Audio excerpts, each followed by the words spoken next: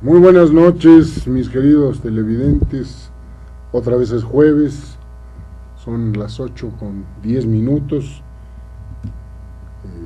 Ofrezco disculpas por el retraso debido a factores técnicos, no a cuestiones ni de un servidor ni de mis distinguidos invitados. Bienvenidos a su programa semanal Entendamos la Economía. Hoy me acompañan dos personajes que nos van a ayudar a conversar y a tratar de entender un tema de gran actualidad y pues un tema perenne, un tema inagotable, ligado a lo más profundo y fundamental de la historia de México, que es la economía del campo, la economía rural. En el campo se genera mucha de la riqueza de este país. Por la tierra y sus frutos se han dado las grandes revoluciones y luchas sociales en la historia de México. Y en el campo están los más ricos, pero también los más pobres de la tierra mexicana. ¿Por qué esto es así? Vamos a tratar de explicarlo para que nuestro público lo entienda, y para eso me acompaña, muchas gracias por estar aquí, Nabor Ojeda Delgado, quien obtuvo en el Instituto Politécnico Nacional el grado de ingeniero arquitecto y una maestría en vivienda rural, un tema de gran actualidad y muy importante. Nabor ha sido presidente de la Confederación Campesina Mexicana, organización campesina conocida por su combatividad, por su independencia y por sus avanzadas tesis sobre la estructura, la organización social y económica del campo mexicano. Ha sido 4 veces diputado federal por la CNC, la Confederación Nacional Campesina, perteneciente al PRI. Y a mi derecha tengo el gran honor, el orgullo, el gusto de tener un amigo de toda la vida. De toda la vida. De toda la vida. El famoso Pancho Canudas. Muchas gracias. Más conocido que la mismísima Adelita. No tanto, pero ahí vamos. Luis Francisco Canudas Flores, abogado por la UNAM, exfuncionario de la Reforma Agraria, del ISSSTE, y muchas otras cosas más que irán saliendo a la luz a lo largo de esta charla. Él es muy modesto y no quiere que difunda todas las maravillosas cosas que ha hecho, ligado también a las luchas campesinas, sobre todo en alguna época su vida en el estado de Veracruz, donde hasta el pellejo se andaba jugando, como decimos vulgarmente, y hoy dice que está tranquilo en su bufete y quiere también que sepan todos los televidentes que es fan del Barça. También. Te agradezco mucho la noticia. Gracias, Pacho. Gracias. Bueno. Nabor, ¿qué pasa en el campo mexicano? ¿Cómo ves al campo mexicano? ¿Estamos bien? ¿Estamos mal? ¿Hemos mejorado? Digamos, ¿estamos al borde de otra revolución o estamos al borde de un salto cuántico que nos permita ya eliminar la pobreza en el campo? ¿En dónde estamos y cuáles son los retos que tú visualizas, ¿no? Yo, en función de lo que ahorita comentas, yo diría que estamos cerca del salto cuántico. Encontramos perspectivas en el campo muy interesantes. Por un lado, el desarrollo de una riqueza que ha sustentado el crecimiento. Yo no soy economista, pero los datos lo señalan. No, yo sí, y además es uno de los temas que enfatizo en mi tesis de doctorado en Harvard, cómo las transferencias del México primario, del México rural, al México urbano, permitieron el crecimiento y la prosperidad de este segundo, ¿no? Al grado de que, bueno, llegó a ser una cuestión crítica en que realmente esto produjo un empobrecimiento en el campo que nos llevó a una situación en la que era insostenible. Así es. Entonces, Eso nos Hace queda 10 claro. o 20 años llegó el momento de darle la vuelta a esto y de que de alguna manera se empezara a otra vez buscar la prosperidad del campo. Hay etapas cíclicas, una de ellas se da finales de los 60, principios de los 70, la economía del país se sustentaba mucho en la exportación de productos Claro, agropecuarios. sí, señor. Después se viene una etapa de desconocimiento real de los fenómenos económicos en el campo y llegamos a lo que tú comentas, una Ajá. pobreza, una falta de visión de qué era lo que el país tenía, y entramos en la dinámica del mercado nuevo de la globalización, el TLC en el 94. Pero antes de eso, por ejemplo, tú mencionabas los años 70, me viene a la mente la figura del presidente Echeverría, ¿no? El señor Echeverría todavía vive, aunque ya pues está un poco mayor de edad, dicen que todavía lúcido, un hombre muy fuerte, de una gran salud, de un vigor físico impresionante, y bueno, el señor Echeverría pues armó realmente una gran revuelta en el campo, ¿no? Con nuestro amigo Bonfil, que en paz descanse. Acaba de pasar su aniversario luctuoso. De trágica memoria, Alfredo, Sí. ¿no? Estoy seguro que al igual que un servidor, que estaba muy chavo. No, yo tuvimos el me gusto tocó de- ser oficial mayor con Alfredo en la CNC. Ah, sí. Sí. Y también fue secretario particular. Primero particular y luego fui oficial mayor con él. Ahí ¿Alfredo? conocí, Sí. fue la primera vez que fue mi jefe, el ingeniero Cruz, ¿Así? ahí en la particular. ¿Tú dónde estabas cuando el trágico accidente, digámosle así, de Bonfil? En la Ciudad de México, esperando Ajá. instrucciones para trasladarme a la ciudad de Querétaro a la toma de protesta como del sector campesino del candidato del Partido Revolucionario Institucional A gobernador. a gobernador, ¿Qué era?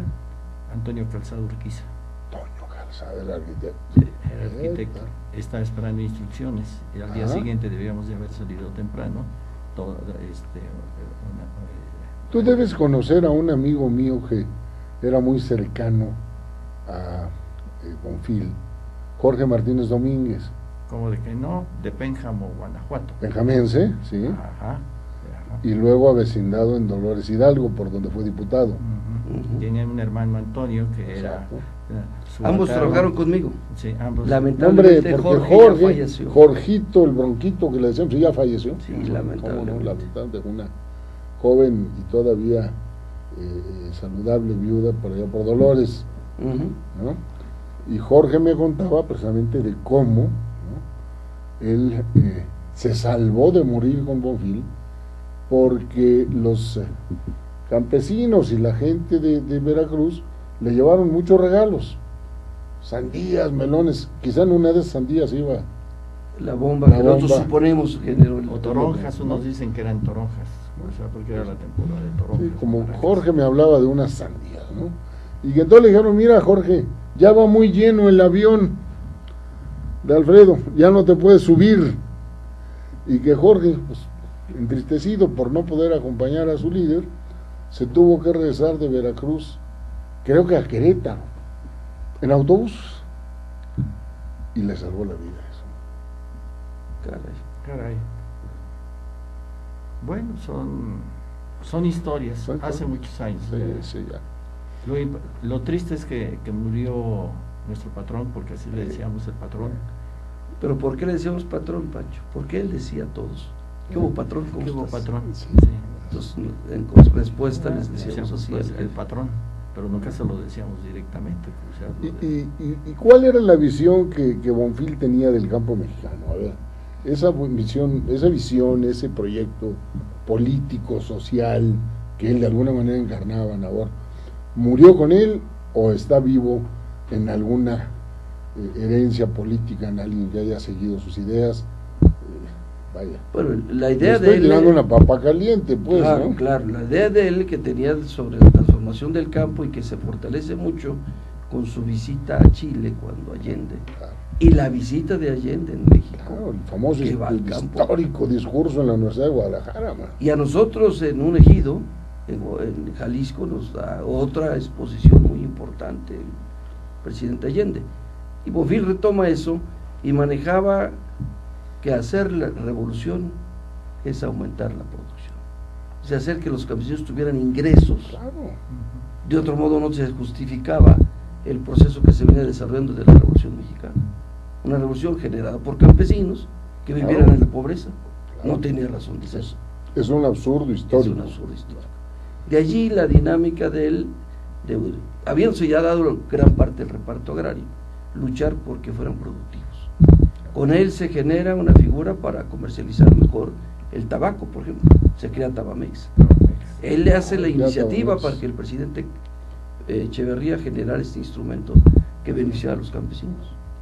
Con él, en búsqueda de la protección del bosque y que los dueños de los bosques, que son los campesinos, tuvieran ese aprovechamiento, se crea Bosques de Chihuahua, Profortar, se crea la Forestal Vicente Guerrero en el estado de Guerrero, se crea Cuicho Villamadero en Michoacán, con esa perspectiva.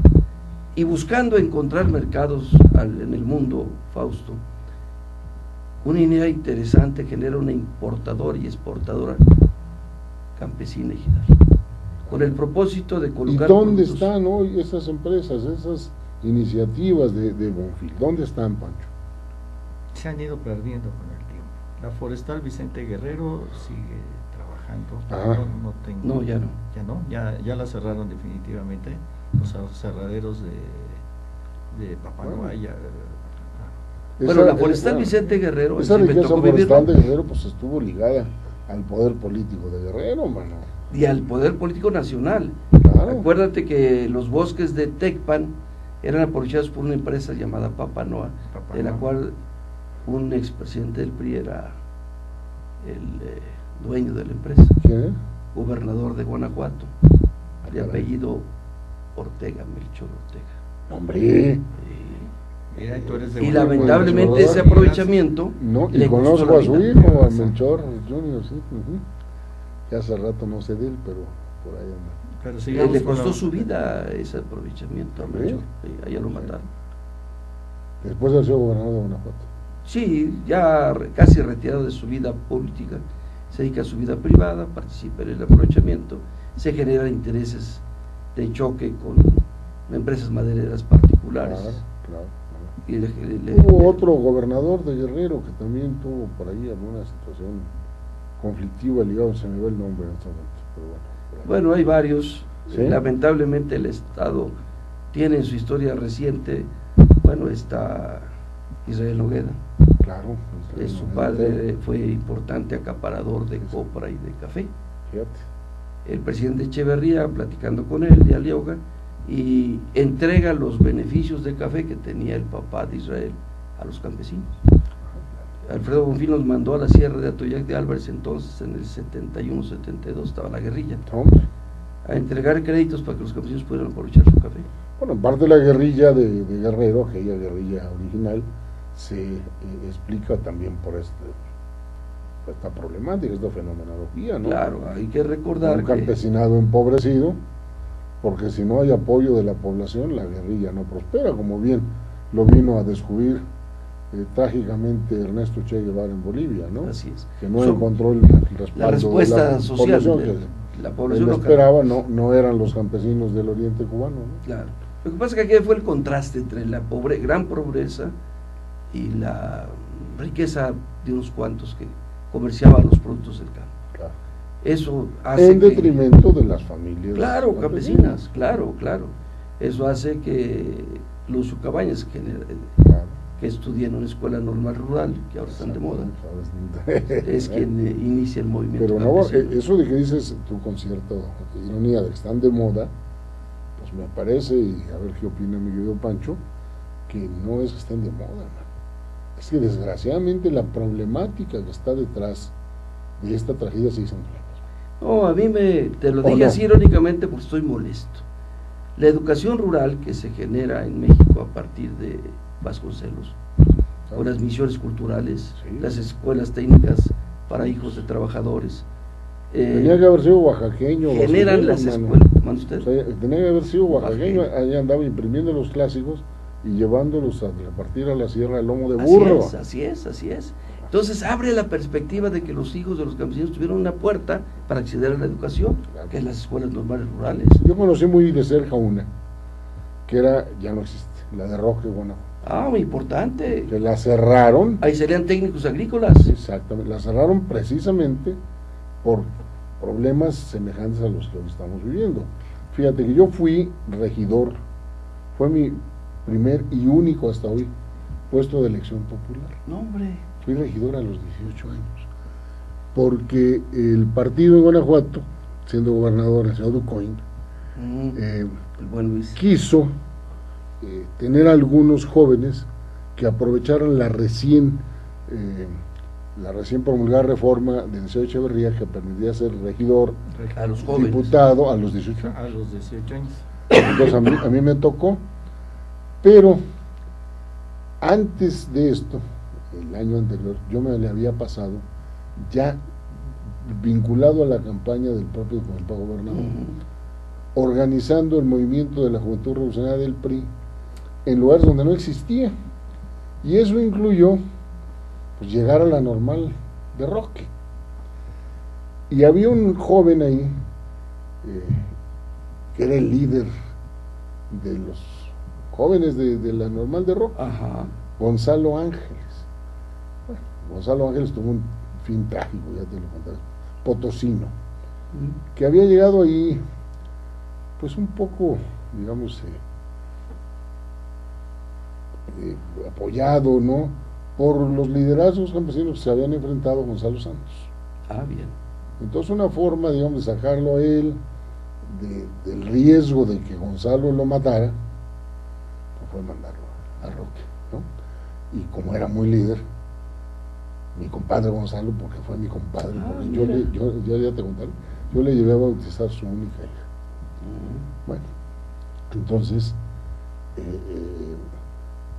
Ducoin y el partido en Guanajuato decidieron que fuera mi suplente como regidor. Muy bien, una muy buena planilla. Y entonces entró como mi suplente a regidor del ayuntamiento de la capital de Guanajuato. Fíjate que ¿sí? Y entonces, bueno, después tuvo un fin trágico. Fuimos a una reunión de maestros rurales, conoció a una muchacha que era originaria de Nayarit, de Tecuala, por allá, por el río, a la costa. Al lado de Acaponeta. Ándale, al lago de Acaponeta, bien, ¿conoces esos rumbos, Pancho? No, esa es la tierra del maestro Alicho Macero. Bueno, lo sabía. Llorado Alicho Macero. Nuestro llorado Ali, fíjate. Y entonces, por ahí fuimos a buscar la novia de... ¿Fuiste con él? Sí. Él se casó con ella. ¿Te tocó pedir su mano? Me tocó. A su nombre. A una población interesantísima, porque el papá era un casicón.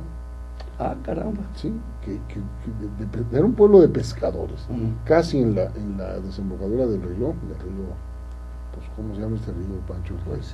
Pasa empieza por Tecuala y luego pasa unos manglares, luego vas para allá, ¿no? Sí, pasa Tuxpan, Nayarit. Exacto. Sí. Bueno, ahí el hombre tenía un caserío donde tenía varias esposas. Caray. Y entonces ya tenía tantos niños que logró, con el apoyo ahí de algún presidente municipal, porque todos eran pescadores, ponía a las hijas y a los hijos a pescar y él el que manejaba. Tenía ya una escuela. Logró que le pusieran una escuela rural ahí en su caserío. Para sus hijos. Para sus hijos, los 3 primeros años. Además le faltaba la maestra. Eso te iba a decir. Le faltaba la maestra. Acabó embarazada la maestra. Pues sí. México, man, este país nuestro maravilloso, ¿verdad? Entonces de ahí la trajimos, ¿sí? Y ya se casó con mi compadre Gonzalo.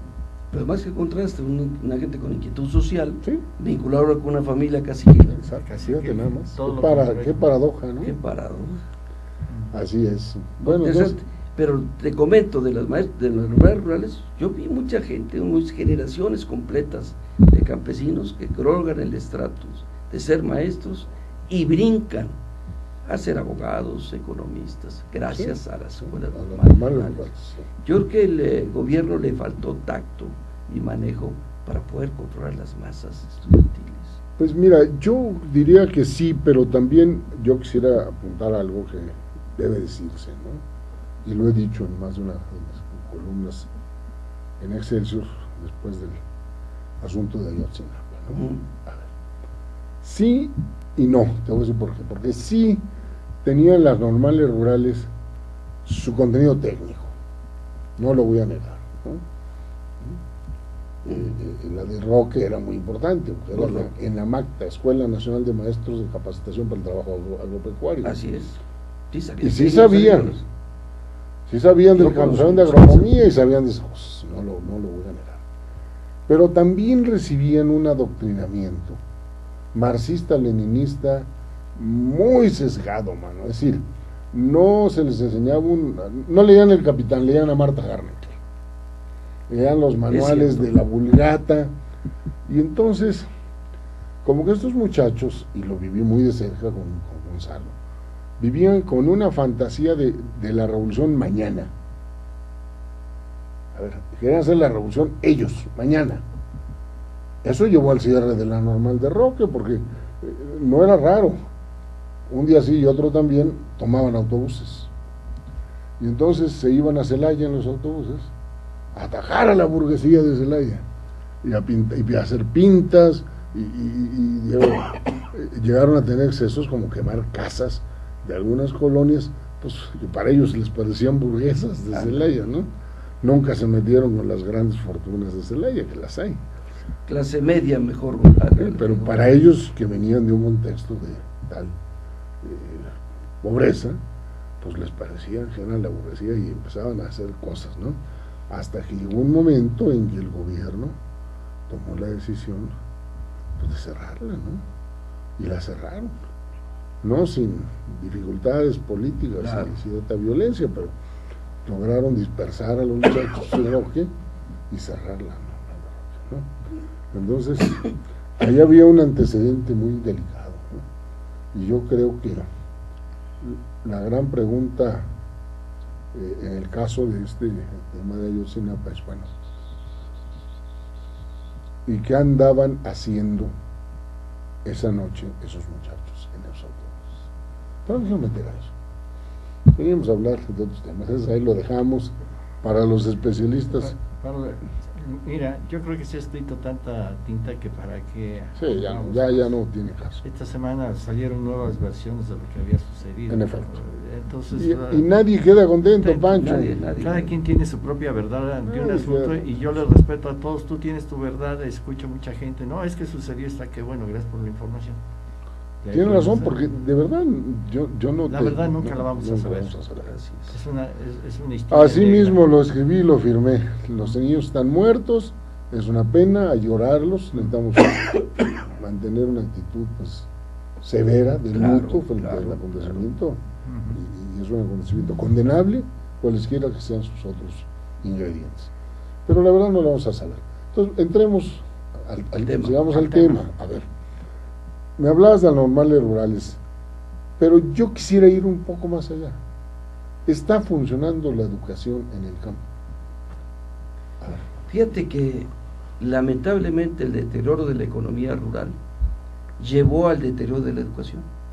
Hay escuelas, curiosamente también en Iguala.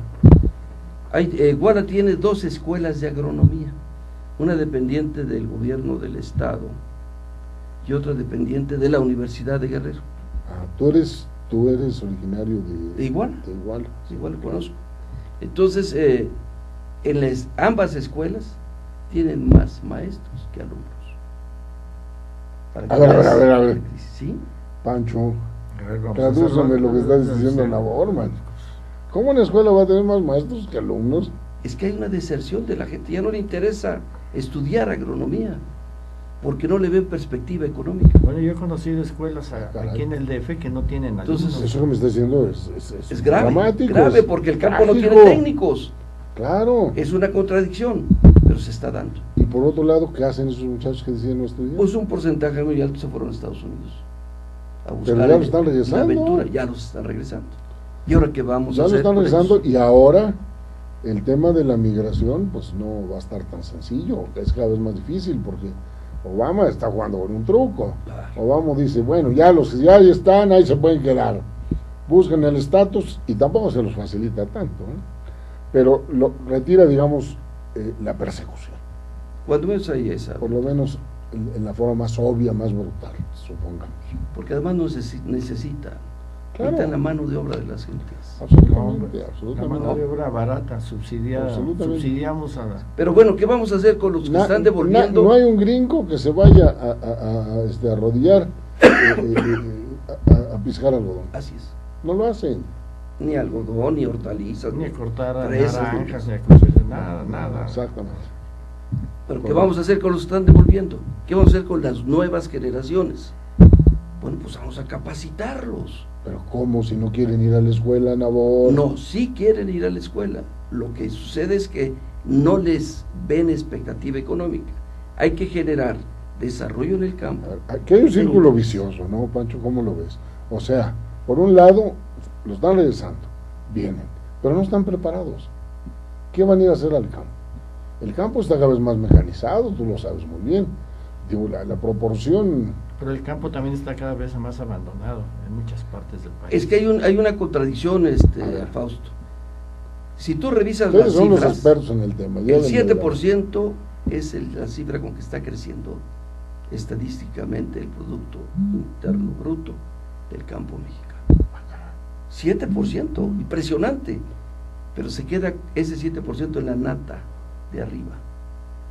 Muchos de ellos que eran, y así es tal cual, acaparadores, intermediarios, se volvieron prósperos empresarios agrícolas. Ajá. En tu tierra, Guanajuato, exportan hortalizas precocidas. Fíjate. La tecnología está avanzada. Bueno, pues el precursor de eso fue don Javier Usabiaga, entrenador de Y también Celaya. beneficiado de lo mismo. ¿Eh? Perdón, pero Por eso, yo bueno. tengo que decir las cosas No, como lo está bien. siento. No. Te genera no solo eso, sino cultivos acolchados, y sabes lo que es eso, ¿no? Bueno, Ponen don una Javier tela. don Javier empezó con el brócoli, ¿no? Ponen una Y hoy tela creo que es el mayor para que no se productor genere de hortaliza. brócoli. Así, no, es brócoli, ajo, la el propia ajo lechuga, también, claro.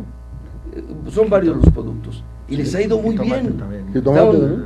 El cherry. Están produciendo cherries, Ujú. tomatito, la cereza, ta.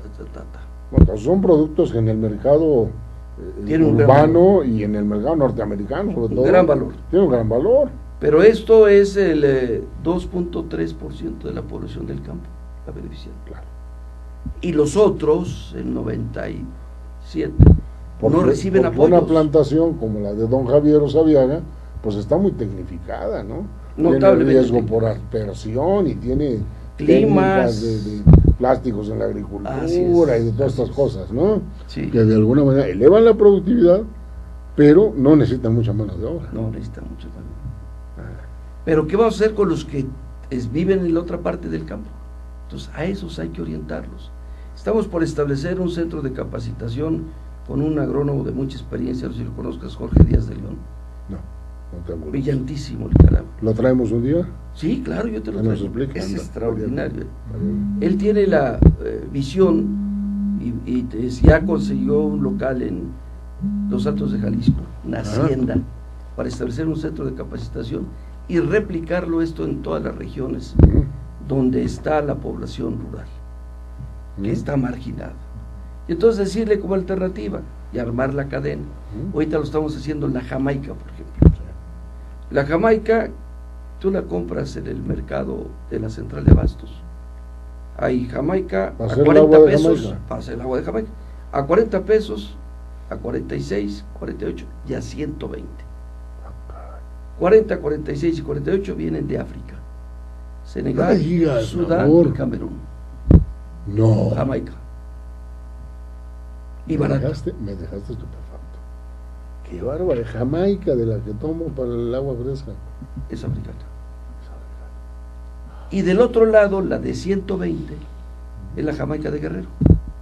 Oye, Pero la ¿cómo puede diferencia ser de más precio. cara la de Guerrero que la que traes de África, mano? A ver, Pancho, explícame. No, pues eso yo quisiera saber que me lo explicaran también. O sea,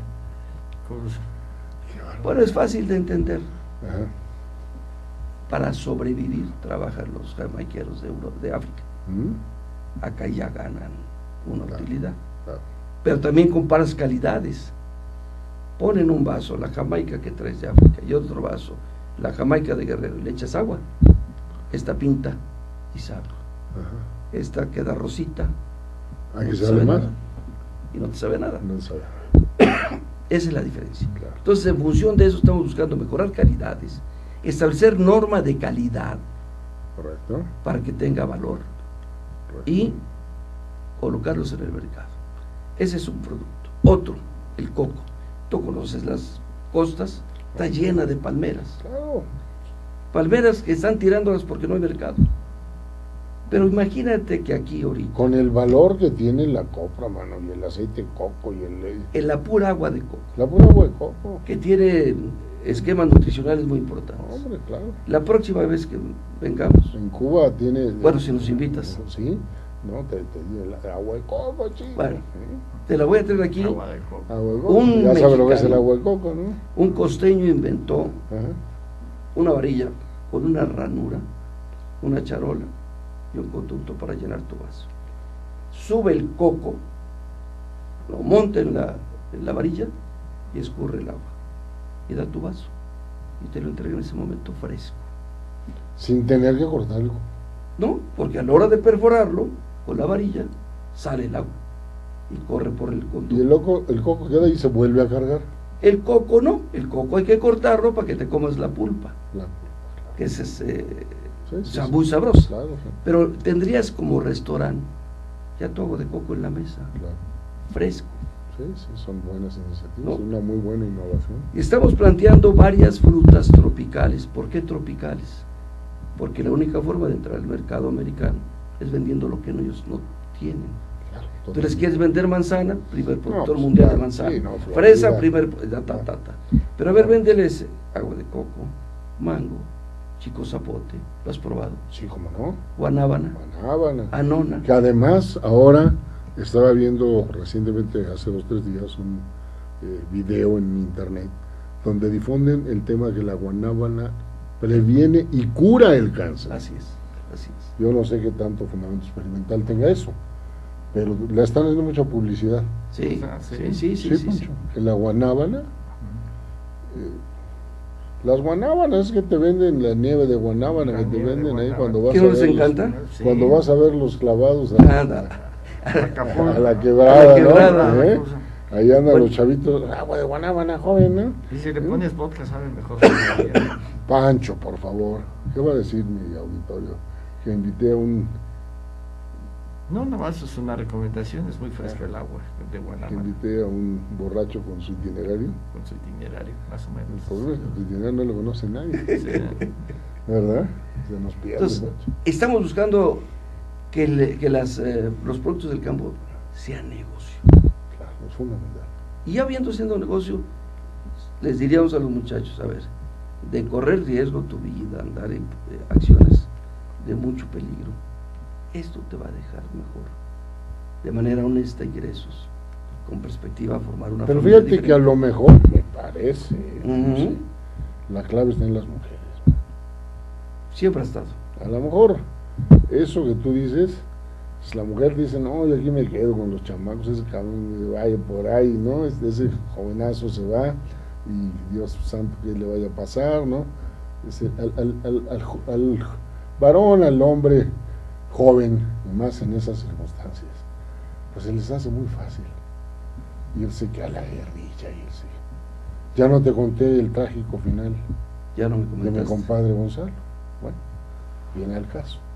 Porque aburrido de todo esto, insatisfecho, porque pues, quiso buscar una representación de la Comisión Federal de Electricidad para dedicarse a algo que para él era un sueño, la electrificación rural. Extraordinario. Que hoy, bueno, pues ha avanzado muchísimo, pero en esa época, te estoy hablando de 76, por ahí, Ujú, ¿no? ujú. Todavía muchas comunidades no tenían la electricidad. Y entonces él quiso y cuando esa oportunidad se le cerró, se desesperó, se fue a Guatemala a unirse a la guerrilla de John Sosa. Se llevó a la mujer y al hijo, pero la mujer y el hijo no aguantaron, o hija, perdón, no aguantaron eso. Entonces la mujer, mi madre, agarró y se le escapó. Se regresó a México. Y se regresó a México, a San Luis Potosí. Pues llegó una noche, alcoholizado, de todo saber qué más habría traído adentro, llegó, la encontró, la mató a la hija y se suicidó. Final trágico, sí. Pero para mí, a mí me marcó porque era mi compadre, yo lo quise muchísimo, pues, Cecilia, su mujer, en fin, ¿no? Digo que fuimos juntos a pedirla ya.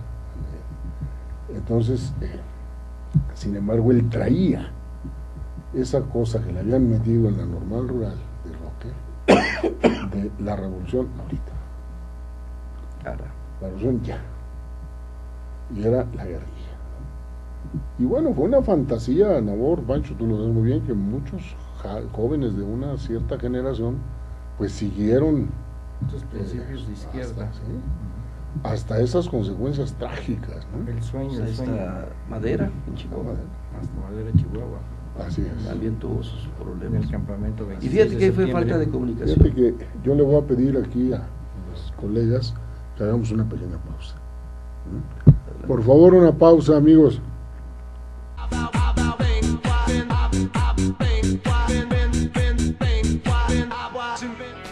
En Deiman contamos con 3 centros de distribución en México, ubicados en las ciudades de Guadalajara, Puebla y México. Distribuimos al interior de los Estados Unidos por medio de un centro de distribución ubicado en la ciudad de El Paso, Texas. Atendemos Centro y Sudamérica con apoyo de nuestro centro de distribución en Lima, Perú. Actualmente, comercializamos nuestros productos en España a través de nuestro distribuidor ubicado en Madrid, lo que nos permite ser una empresa de talla internacional, dispuesta a servirle y brindarle asesoría para el óptimo uso de nuestra amplia gama de productos. Cabe destacar que todos los productos elaborados en Deiman se fabrican con ingredientes aprobados por la Secretaría de Salud en México y FDA en Estados Unidos.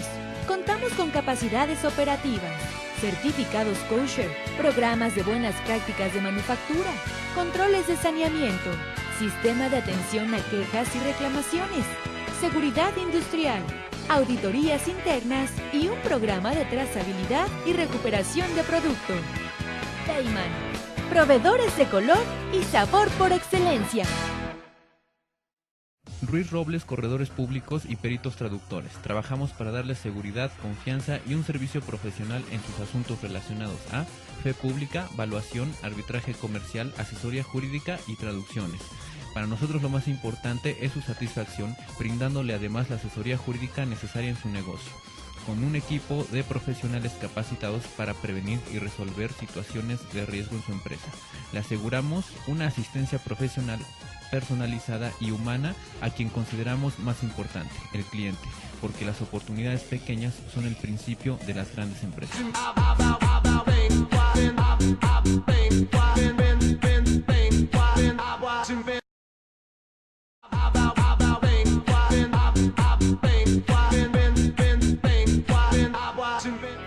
En Deiman contamos con 3 centros de distribución en México, ubicados en las ciudades de Guadalajara, Puebla y México.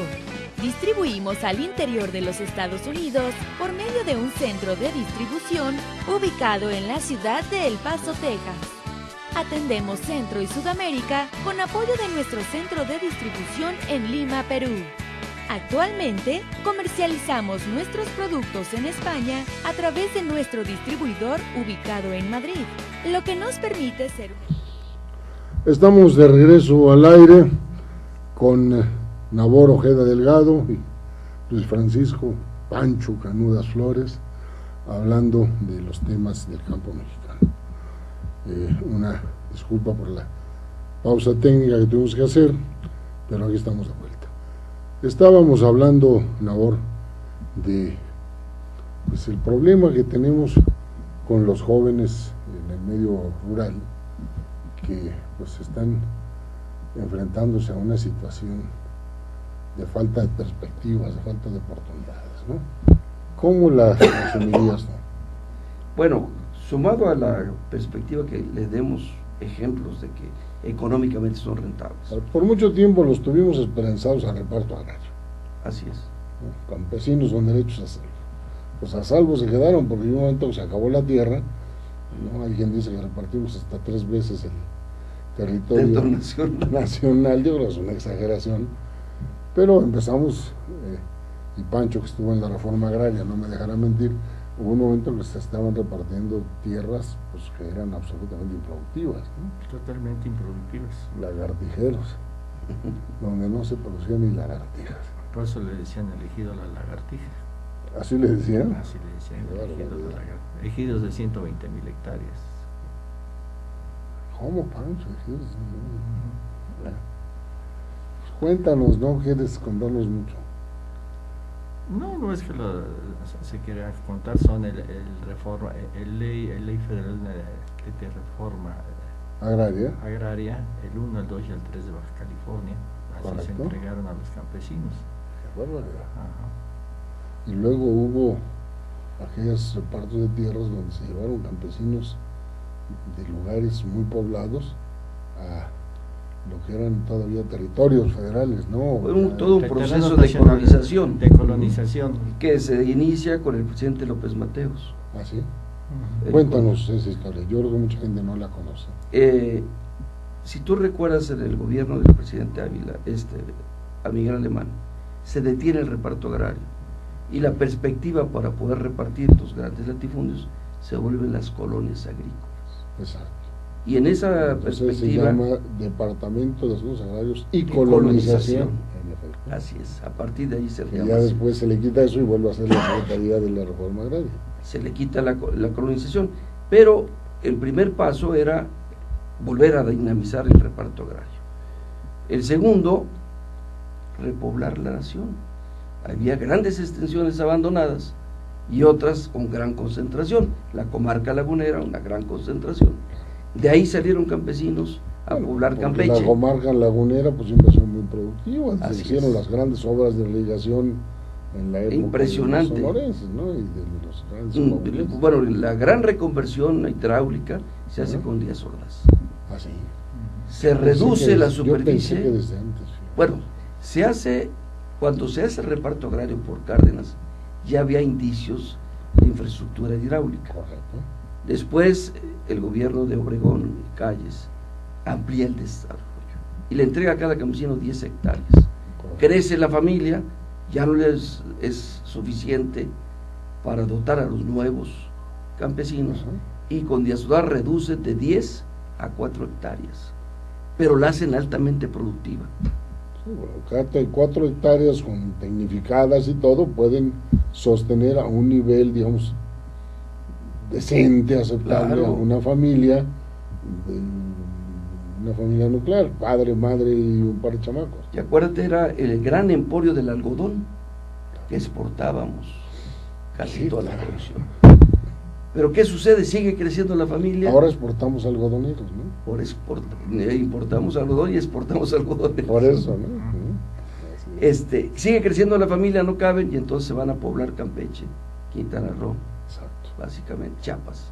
Claro. Y se va todo diseminando esas figuras hacia allá.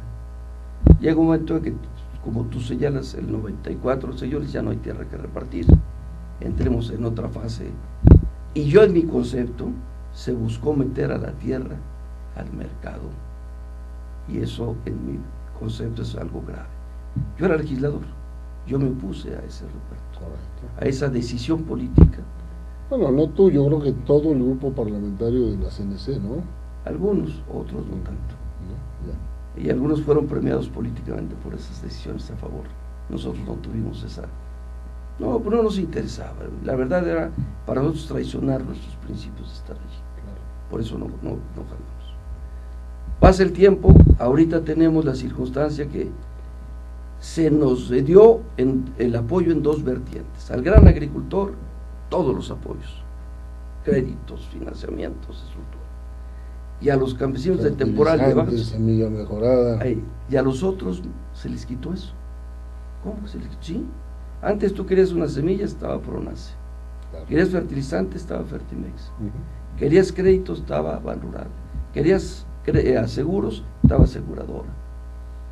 Querías comercializar, estaba con Azul. Tú dime cuál de eso existe. Ni una. Se fueron liquidando. Alguna vez discutí con un presidente de la República y le dije, oiga, no desaparezca el Instituto Mexicano. ¿Con quién? No lo quieres decir. Prefiero no decirlo. Y le dice, ¿por qué desaparece el Instituto Mexicano del Café? Ha ayudado a evitar los coyotes, los campesinos comercializan su café. Estás hablando del CEO de la Madrid.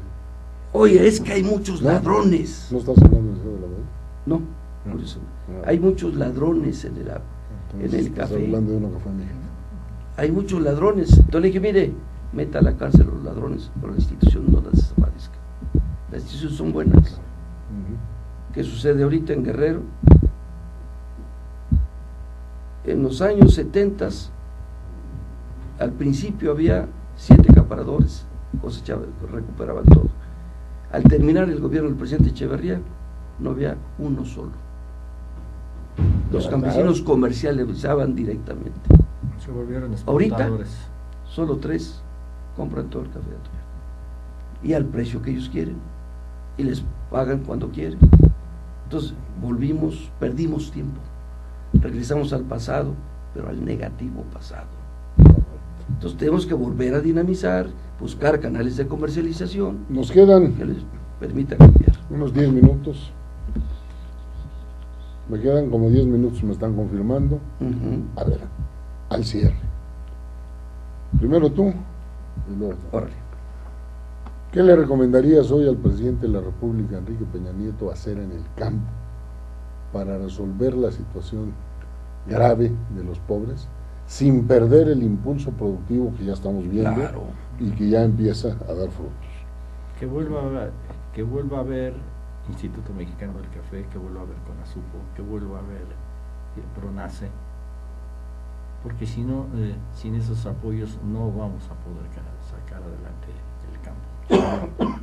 ¿Y cómo hacerlos llegar al campesino que realmente lo necesita? ¿Cómo asegurarnos? Se puede crear la institución, se hace una burocracia federal, No, esa existe, esa se puede echar a se andar. le da presupuesto, pero ¿cómo asegurarnos, Pancho? Ese es el gran problema, y yo creo que tú tienes algunas respuestas porque pues, conoces muy bien el asunto.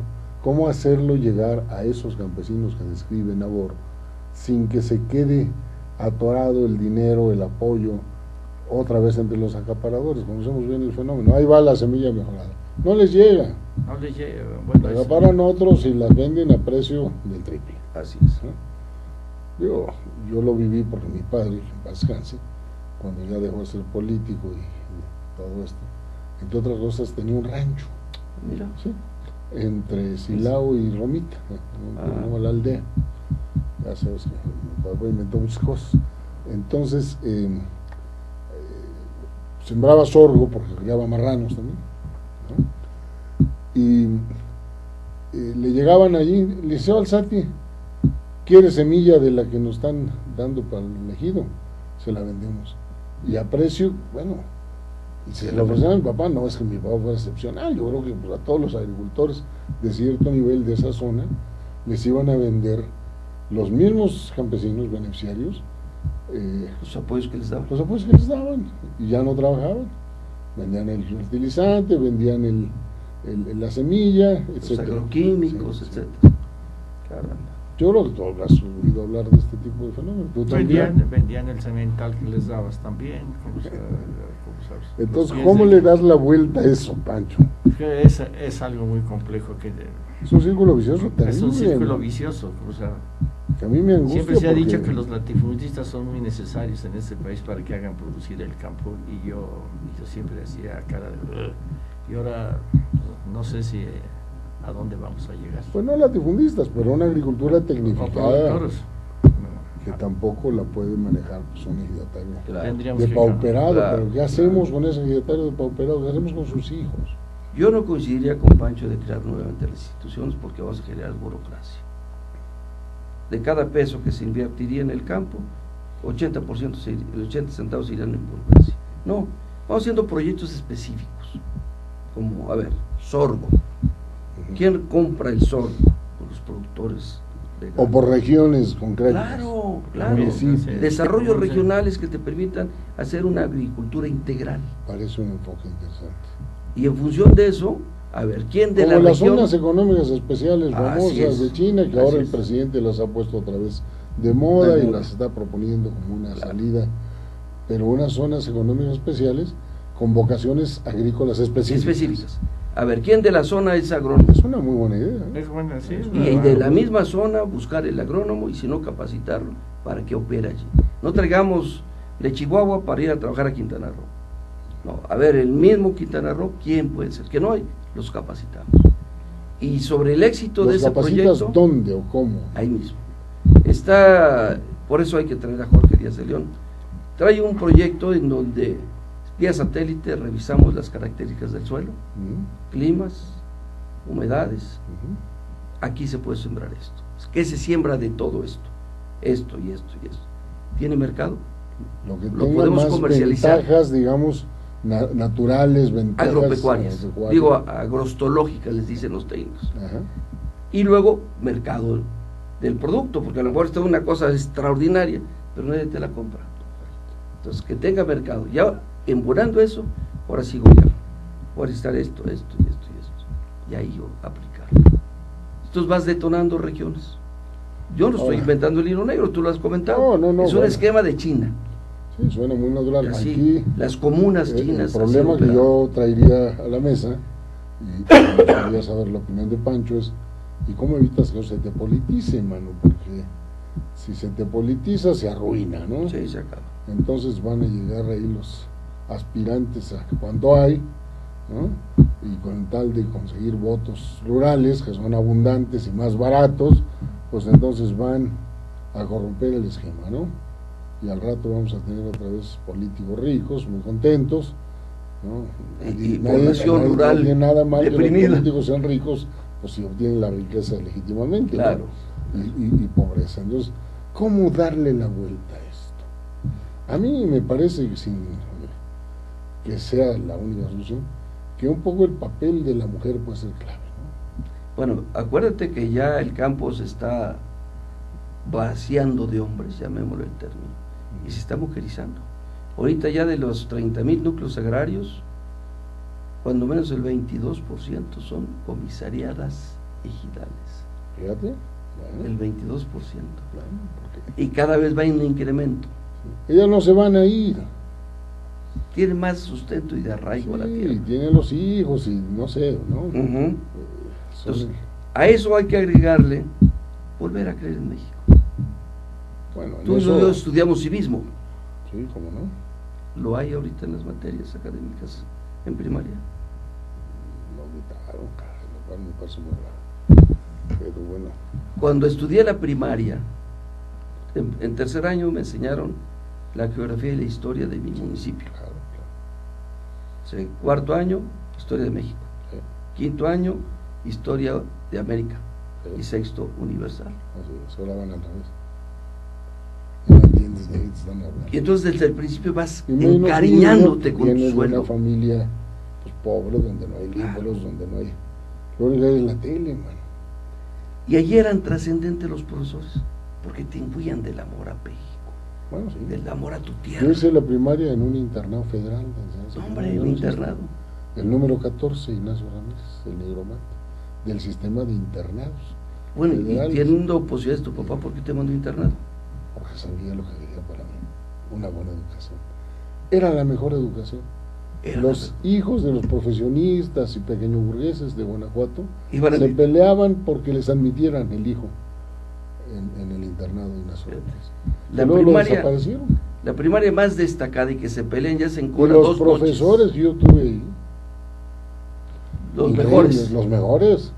Una planilla No, extraordinaria. hombre, no, mi profesor de sexto, no sé, el profesor Aristeo Redondo, en paz descanse, ya murió siendo director de un internado para señoritas de este tipo, pero para mujeres en Aguascalientes. Cañada Honda. Qué nada onda.